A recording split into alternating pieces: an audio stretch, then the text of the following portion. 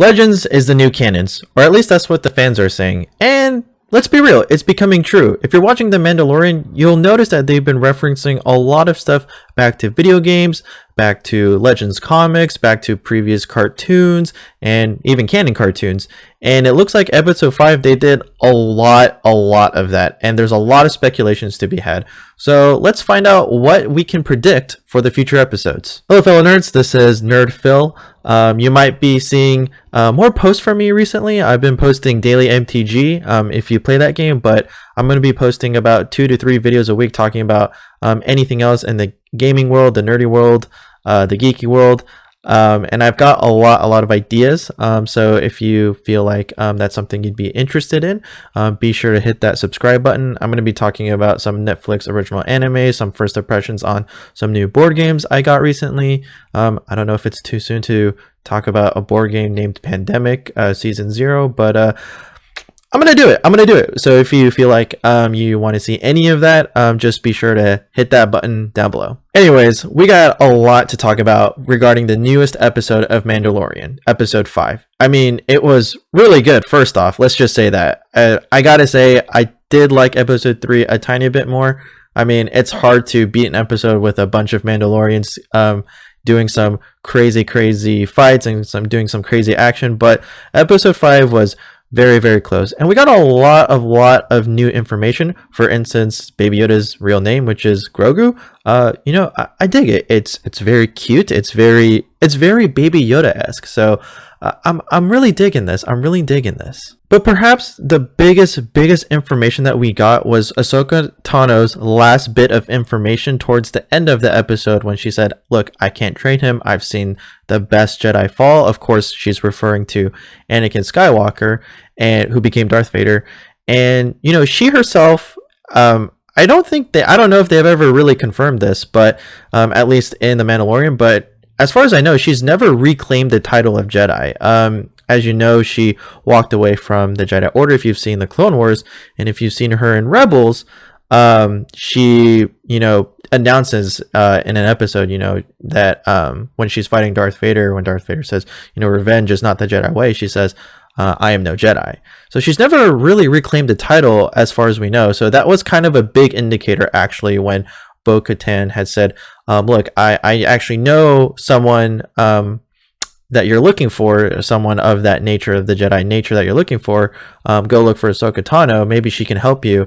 But that was actually if you've seen the previous cartoons, that was actually a big hint that perhaps it wasn't going to be Ahsoka Tano. And in episode 5, we get that confirmation that she's not going to go through with this. But she's still really important because she delivered a lot of information, and a lot of information that brings about a lot of speculation, and of course refers back to a lot of the original games and even some current games that we're playing.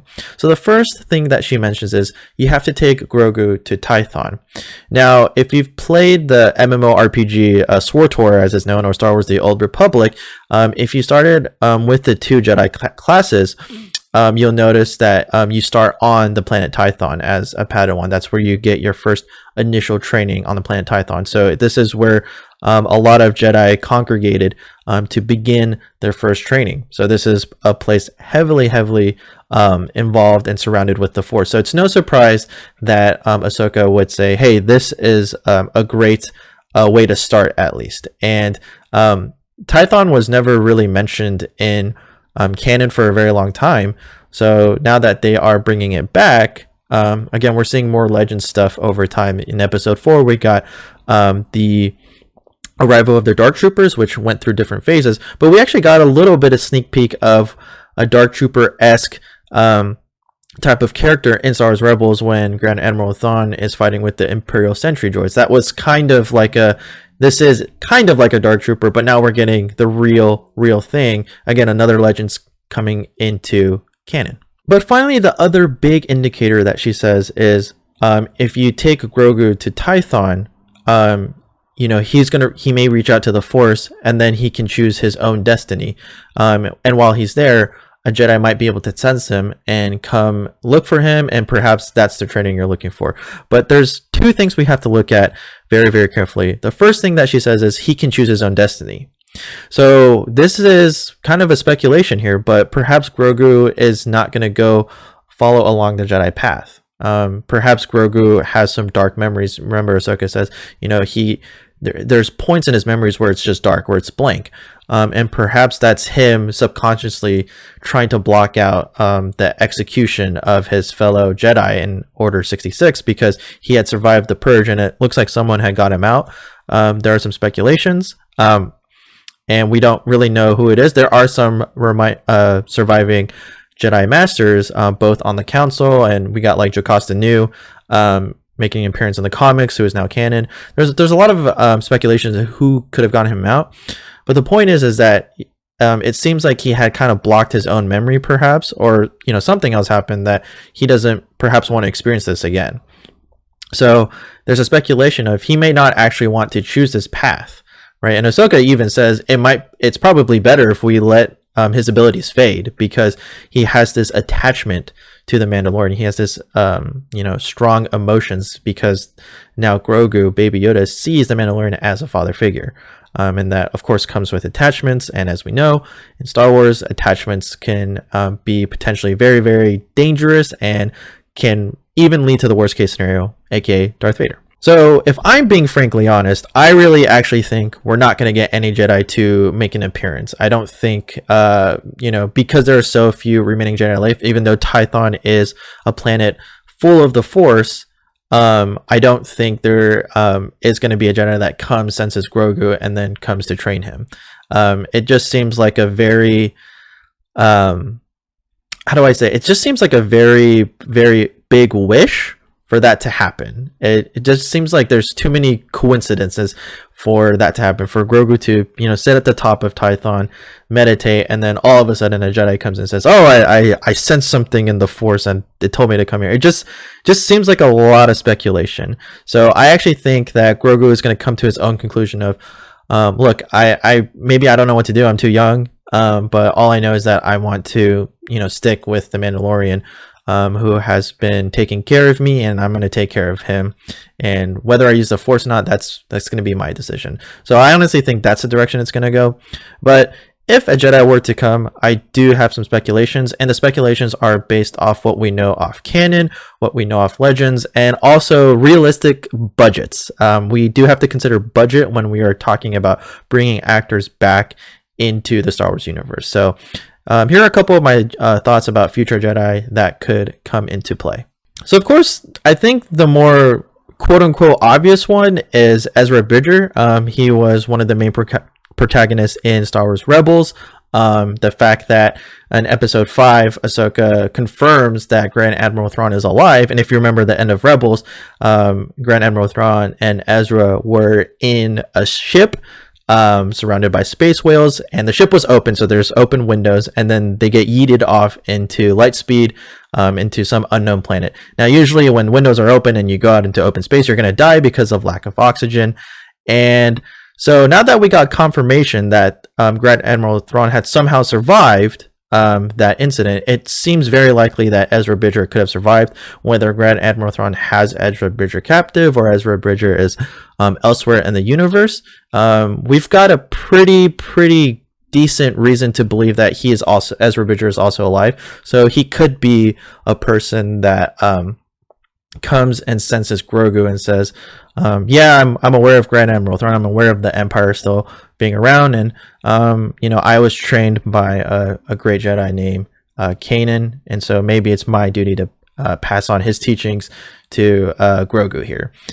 So that feels like probably the most realistic option. We don't have any confirmation, of course, about Ezra Bridger still being in the Mandalorian, but it seems like a fairly good guess at this point. Now, some other people have been talking about other characters like Cal Kestis, and I did say that he could make an appearance in one of my previous videos. I think it's a little too soon though. We know that there's going to be a sequel to the video game Fallen Order, so I feel like it would be too soon to bring Cal Kestis in to the Mandalorian, because he's still got so much more. We have so much more to explore in his story, and it feels like it would be a little weird bringing him in, with a lot of gaps in the middle. where that's still in development. So yes, he is a possibility, but I think he's more down the line if they decide to bring in Cal Kestis. I'd also mentioned in that video that Cal Katarn could make an appearance. At this point, though, because we don't really have any idea of what Cal Katarn has been doing, and he's still technically a Legends character, it's probably not going to be him because at this point he would have found Luke, or at least been in contact with Luke, I believe, and he might have found out he was Force sensitive. But at this point, he's probably not a Jedi Master. And again, since all the 7, 8, and 9 happened and he wasn't in there, we don't really know where he is or if they're ever going to bring him back. But it is a possibility because he is alive. He would be alive during this point in period, and he would have actually escaped, or he's at least in the process of escaping the Empire. So he could be an option, but it just feels like too much to ask for because he's got such a rich backstory, and to bringing him here as a Jedi without really any origin or without really an explanation as to who he is just seems like a bit of a curveball. It just seems like a bit too much to hope for. And of course, we've got the character that everybody wants is Luke Skywalker, and a lot of people are saying that Sebastian Stan could very much fit like a middle-aged or older version post episode 6 Luke Skywalker, and I do agree with that. I've seen kind of like people do the Photoshop, and he actually kind of does look like Mark Hamill a little bit, so it could be him. But when we think of budgets, right, I think Sebastian Stan, getting him to do an appearance like this, he would either have to be really excited, which he could be. I know he's kind of like he's kind of a nerd, obviously, because he's in the MCU, but I think that's a little too much to ask for. And again, I think it's a little too soon to introduce Luke Skywalker because we haven't really heard much about the Order being rebuilt at this point. I mean, this could be maybe the first indication that the Order is being rebuilt, but I think Luke Skywalker, I mean, he might be the most likely person to sense Grogu, but I would imagine that he has other things on his mind right now, and he's probably aware that that the Empire is still around. And if you played Battlefront 2, that he was actually doing other things. He was going around trying to destroy the remaining remnants of the Empire, both in the middles of 4, 5, and 6 and post 6. So I actually don't think it's going to be him, even though it, in terms of looking at power levels, it could very well be him. There's a lot of other speculations, like the remaining Jedi Masters on the Council that had survived Order 66 that were confirmed to be alive in the comics. But honestly, if I had to choose out of all the Jedi that I had just mentioned, I think Ezra Bridger would make the most sense. His backstory, his origins are completely developed. We kind of know that Dave Filoni, even though Dave Filoni said, I'm ending Rebels, that's the end, we knew that at some point he was going to bring the characters back because there's just so much potential, and he had left Rebels open-ended on purpose, right? He had ended Rebels in a good way, but made sure he ended it in a way that the characters could return in the future, and that's what we're seeing right now. So honestly, I think out of all the characters that I just mentioned, Ezra Bridger is the number one potential to find Grogu and train him. Again, I don't think it's going to happen in the next episode, if the next episode is placed on Tython exactly, because I think that it would actually be more interesting to see Grogu make his own decision, find out Grogu's decision, and find out how Grogu kind of feels more about his powers, about the past, about Mandalorian coming with that decision on his own, as opposed to someone else coming in, kind of making that decision for him, or Grogu being influenced by someone coming in, and then Grogu being influenced by someone coming in. So that's just my speculation personally, but I think honestly what they're going to do with Ezra Bridger is that he's going to be like held captive or something, like maybe he is a prisoner under Grand Admiral Thrawn, and that's why Ahsoka is so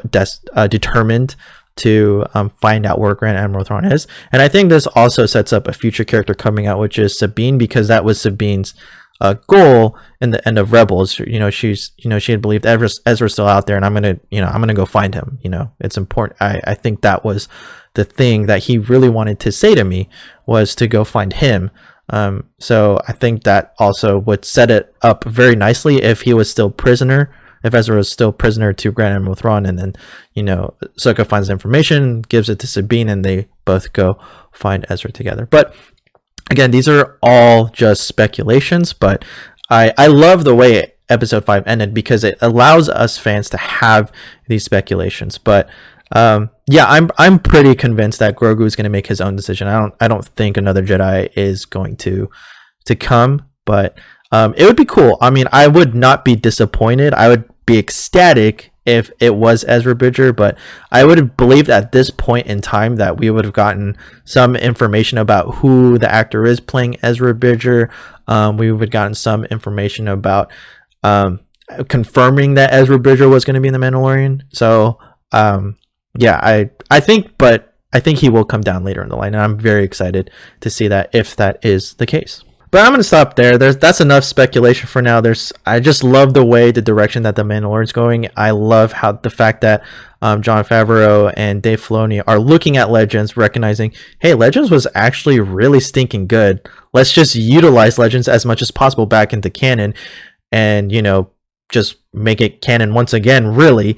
And I think that is not only them listening to the fans, but them recognizing what a good story was, because if you've read any of the Legend comics, like any storyline, you'll recognize that it's actually really intense, really powerful, and even sets up some minor characters to be really, really awesome characters in the future. And that's something I've enjoyed about Legends. Like, they'll take obscure characters that, you know, really, you know, maybe a lot of people don't know about, but then make them really important in the future. And that's exactly what they're doing with The Mandalorian. They're getting this obscure character, one dude from a religious sect of the Mandalorian tribe, and making him really, really important to the Star Wars universe. But that's enough for now.